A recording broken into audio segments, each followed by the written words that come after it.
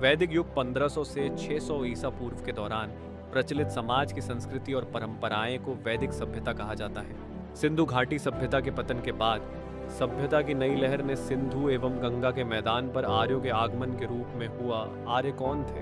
आर्यों की उत्पत्ति के बारे में इतिहासकारों मत में भिन्नता है, किंतु इस बात से सभी सहमत हैं कि इनका मूल स्थान मध्य एशिया है। आर्य भारतीय उपमहाद्वीप में सर्वप्रथम सप्त सैंधव क्षेत्र में बसे। आर्यों की भाषा संस्कृति ये पेशे से अर्धखानाबदोश एवं पशुपालक थे। आर्यों की सभ्यता ग्रामीण थी। वैदिक साहित्य में वेद को शामिल किया गया है, जिसकी संख्या 4 है। ऋग्वेद, यजुर्वेद, सामवेद और अथर्ववेद। इन चारों वेदों के अलावा वैदिक साहित्य में ब्राह्मण, उपनिषद, आरण्यक आदि शामिल है। वैदिक काल का वर्गीकरण।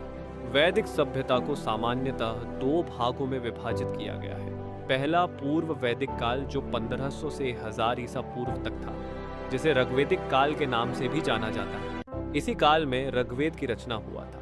और दूसरा उत्तर वैदिक काल जो 1000 से 600 ईसा पूर्व तक था।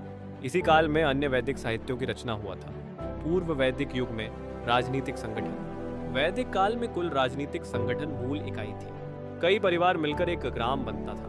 ग्राम के नेता ग्रामीणी कहलाते थे। गांवों के समूह को विश कहा जाता था, जिसका मुखिया विषयपति होता था। सर्वोच्च राजनीतिक और प्रशासनिक इकाई को जन या जनजाति कहलाती थी। ऐसे कई जनजातीय राज्य थे, जैसे भरत, मत्स्य, यदु और पुरुष। राज्य का मुखिया राजन या राजा होता था। ऋग्वैदिक राजनीति सामान्यतः वंशानुगत राजतंत्र थी। इसमें 2 निकाय थे। पहला सभा, जो कि वरिष्ठों की परिषद थी, और दूसरा समिति, जो लोगों की आम सभा थी। उत्तर वैदिक युग में राजनीतिक संगठन।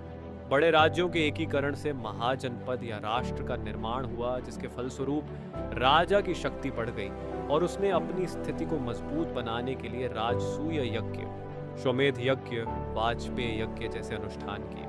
समिति और सभा का महत्व इस काल में कम हुआ। प्रारंभिक वैदिक युग में समाज। ऋग्वैदिक समाज मूलतः पितृसत्तात्मक था।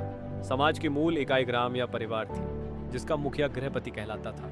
महिलाओं को अपने आध्यात्मिक और बौद्धिक विकास के लिए पुरुषों के समान अवसर प्राप्त थे। इस काल में बाल विवाह, सती प्रथा का प्रचलन नहीं था। सामाजिक विभाजन भी इस काल में कठोर नहीं था।